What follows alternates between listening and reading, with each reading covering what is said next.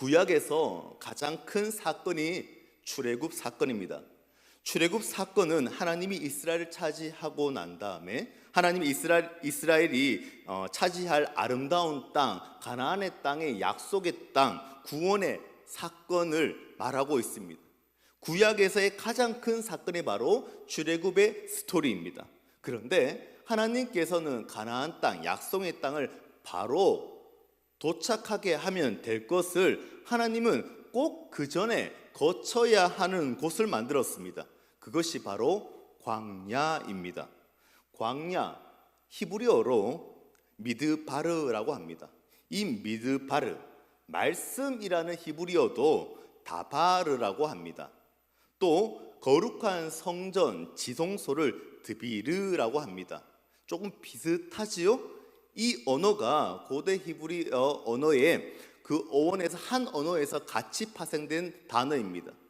제가 이 말씀 광야를 묵상하면서 광야라는 곳은 사막인데 그 사막에서 지성소를 짓고 그 위에 하나님의 말씀의 임재가 있는 곳, 그런 생각이 들더라고요. 신학적으로 해석은 조금 다르겠지만 제가 묵상하는 것은 광야 같은 인생에, 우리의 인생에 한 걸음씩 한 걸음씩 걸어갈 때마다 지성소, 거룩한 지성소를 만들게 하시고 그 지성소 위에서 하나님의 놀라우신 말씀이, 하나님의 말씀이 임재하는 곳, 우리 모든 믿음의 공동체 여러분, 광야에서 지성소를 만드시고 하나님의 놀라우신 임재를 맛보는 믿음의 공동체가 되시기를 주님의 이름으로 축복합니다. 분명히 10일, 20일, 한 달 안에 갈 수 있는 그 길을 40년 동안 이스라엘 백성들에게 움직이면서 매일매일 하나님을 찾으면서 그 고난의 시간, 불행과 정갈과 뜨거운 태양 아래서 밤에는 춥고 으스스 춥고 또 들짐승들 때문에 늘 보초를 서야 했던, 모닥불을 피워가며 보초를 서야 했던 그 광야의 훈련의 시간을 하나님께서 걷게 하십니다. 사순절 기간은 부활절을 바라보면서 부활절의 사건 이전에 우리에게 영적인 비움의 상태를 나타내고 있습니다. 영적으로 40일 동안 너희들은 영적인 목욕을 시키는 그 주간인 것 같습니다. 나를 비우고 주님으로 가득 채우는 그 시간들, 그리고 사순절의 그 시간들은 나를 버리고 주님의 놀라우신 사랑과 은혜와 말씀으로 가득 채워지는 그 시간들, 그 시간들이 바로 사순절의 훈련의 시간들이지 않을까 생각이 듭니다. 그런데 하나님은 왜 광야로 몰게 하십니까? 광야로 걸어가게 하십니까? 바로 명령이기 때문입니다. 명령받은 사람들은 이해가 되지 않습니다. 군대에서 삽질을 하라고 합니다. 그런데 그 삽질 이해가 되어서 삽질을 하나요? 아닙니다. 군대 삽질을 하라고 하는데 조금 있다가 다음 날에 그 삽질했던 것을 다시 또 메꿔라고 하는 거예요. 병들은 이해를 하지 못해요. 그러나 명령은 명령으로 끝나는 것입니다. 훈련의 과정이라는 것이지요. 우리는 이해할 수가 없습니다. 그런데 명령하셨으니까 하는 거예요.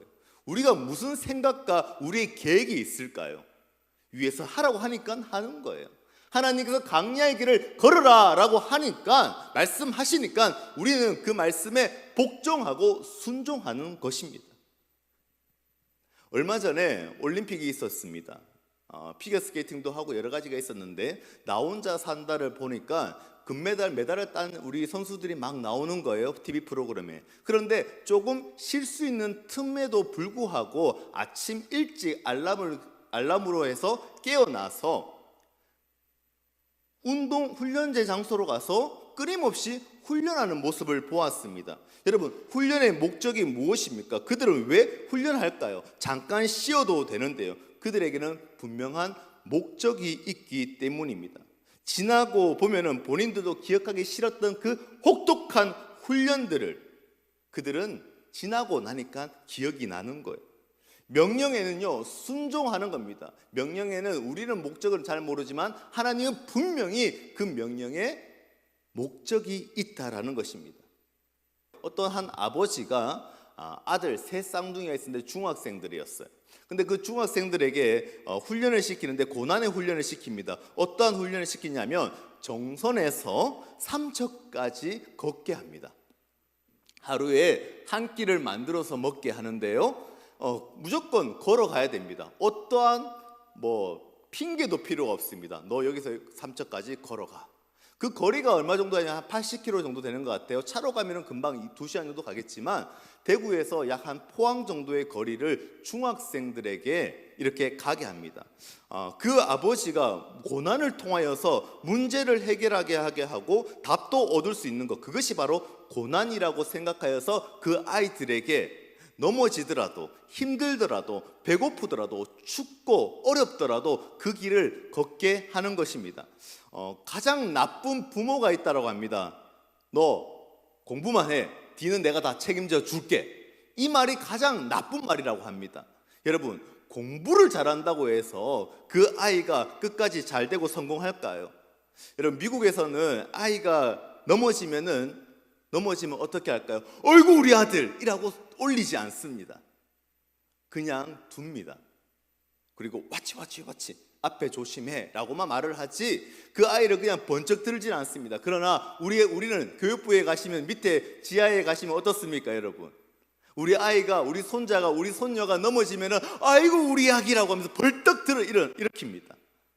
자기가 스스로 넘어지고 일어날 수 있는 힘을 길러주는 것이 바로 훈련이라는 것입니다.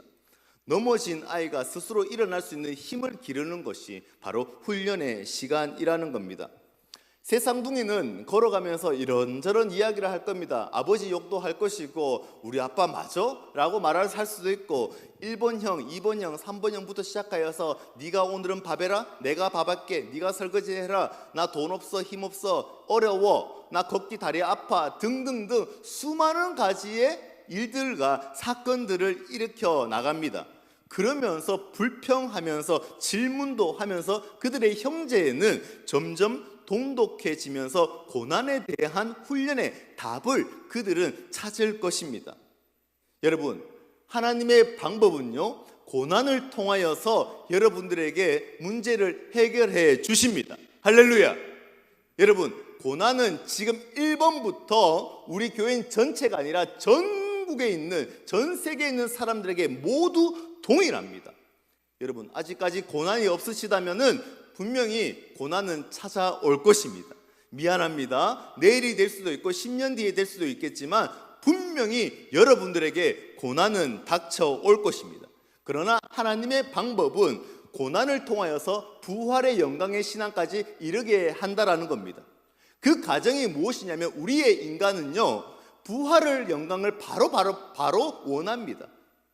하나님, 부활의 영광을 바로 갈 수 있을까요? 그것은 기복신앙인 거예요. 부활의 영광을 가기 위해서는 과정이 필요한데 첫 번째 과정이 바로 고난입니다. 고난. 그리고 고난 다음에 과정이 죽음입니다. 죽음은 그 누구도 피해 갈 수가 없습니다. 이런 신앙의 과정을 통과해야지만이 우리 부활의 영광을 맛보게 되는 것이지요. 고난을 통과하고 나서 죽음이라는 것은 뭘까요? 정말 제가 죽어야 되는 걸까요? 내가 죽는 것, 나의 교만이 죽어야 되는 것이죠. 오늘의 본문의 말씀의 2절을 보시면 너를 낮추시며 나를 시험하사라고 말씀하고 있습니다. 하나님께서는 광야의 고난 속에 훈련의 시간들 속에서 우리들을 시험하사 우리를 낮추시게 하는 것에 목적이 있다라는 거예요. 우리가 낮아지는 거예요. 우리가 낮아지는 거예요. 우리의 이름은 사라지는 거예요. 우리의 의는 죽는 거예요. 고린도후서 4장 7절에 우리가 이 보배의 질그릇을 가졌나니 이는 심히 큰 능력은 하나님에게 있고 우리에게 있지 아니함을 알게 하려 함이니라. 할렐루야. 보배의 질그릇이 깨어져야 되는 거예요. 우리의 그릇이 깨어져야지만이 보배가 예수님이 나타나고 능력이 일어나고 우리가 깨어지고 죽는 거예요. 우리가 죽어야지만이 그분이 일하시는 겁니다.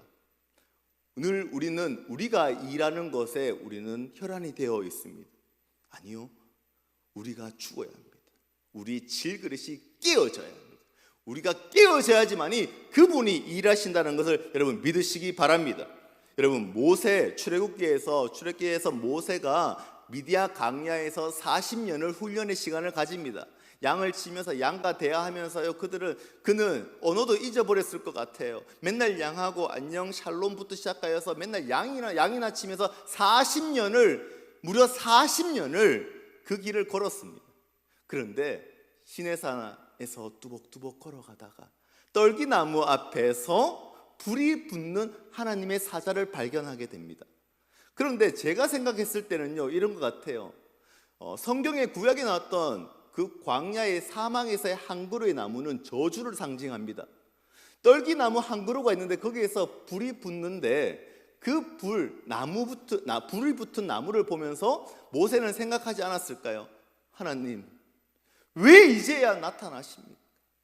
하나님, 저 얼마나 외로웠는지 아세요? 하나님, 저 얼마나 어려웠는지 아세요? 하나님, 옆에 있는 친구도 없고요. 얼마 전까지 왕이었는데, 이집트의 왕이었는데 지금은 양치는 자예요. 하나님, 왜 이제 나타나세요? 그런 마음이 들었지 않았을까 저는 생각해 봅니다. 그런데요, 그때 하나님께서 뭐라고 하십니까? 명령하십니다. 내 신을 벗어라 합니다. 신을 벗는다는 것, 시내산 광야에서의 뜨거운 그 태양이 내려치는 그 땅에서 내 신을 벗는다는 것은 그 땅의 온도가 최고 160도까지 올라갈 때가 있다고 합니다. 그만큼 뜨겁다고 해요.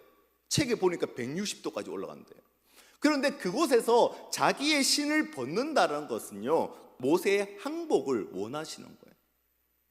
너 힘으로 움직이는 것이 아니라 이제는 나의 능력과 나의 생각과 나의 힘으로 움직일 것이다. 내가 죽는 거예요. 모세는 40년의 기간 동안, 훈련의 시간 동안 자기를 죽이는 연습을 하였던 거예요. 어떤 분들은요, 목사님, 저는 낮아질 것 없습니다. 돈도 없고요, 우리 집은 가난하고요, 저 성격상 늘 굽신굽신거리고요. 그게 교만이에요, 여러분. 그게 교만이에요. 도자기가 있습니다. 1000도에서 구워진 도자기는요, 1000도의 열에 가해졌을 때 버틸 수가 있는 것입니다. 그러나 1300도의 열을 가면요, 그 도자기는요 깨지고 마는 거예요. 반면에 1500도에 구워진 도자기는요 1300도의 열에서 가해도 끄떡이 없는 거예요. 이미 1500도의 열을 견뎌냈기 때문입니다. 어떤 이들은 1000도의 고난에 주어져도 넉넉히 이기는 사람도 있습니다. 그러나 어떤 이들은 500도의 고난이 주어져도요 못 이기는 사람도 있고 깨어지는 사람도 있습니다. 1000도의 고난의 불덩어리 속에서 통과했다면 500도, 600도, 700도의 고난이 주어지더라도 넉넉히 이기고 감당할 수가 있는 것입니다. 여러분의 고난은 지금 몇 도에 있습니까? 1000도에 있습니까? 목사님, 말도 마세요. 우리 자식 때문에요. 그러면요, 여러분의 고난의 온도는요 더 높은 거예요. 다음에는 그 고난에 있더라도 여러분들은 넉넉히 이길 수 있고 감내할 수 있다는 것을 여러분 믿으시기 바랍니다. 하나님은요 이스라엘 백성들을 애굽에서 건져주시면서 다시 광야의 길로 인도하십니다. 다시 그 길을 뚜벅뚜벅 걷게 하십니다. 한 번에 갈 수 있는 그 길을 40년의 훈련의 시간을 통해서 그 뜨거운 태양 속에서 맨발로 또는 신으로 타들어가는 온도 속에서 끊임없이 걸어가고 있습니다. 여러분, 고난만 있을까요? 하나님은 오늘요 본문의 말씀을 보시면요 만나로 또 그럼 너희들은 만나로 또 주십니다. 여러분 밑에 보시면 만나의 말씀을 주시는데요, 오늘 신령한 은혜를 또 한번 하나님께서는요 그 고난 속에서 어떻게 주시냐면요 그 뜨거운 태양별 아래서 구름 기둥으로 보호하시고 또 밤에는 그 추운데 불 기둥으로 우리를 인도해 주신다라는 것입니다. 여러분, 하나님께서는 그냥 고난 속에서 너 죽어라 라는 것이 아니라 끊임없이 우리들과 함께 그 고난 속에서 동행하시고 걸으시고 힘주시고 성령의 능력으로 함께 일으켜 세워주신다는 것을 여러분 믿으시기 바랍니다.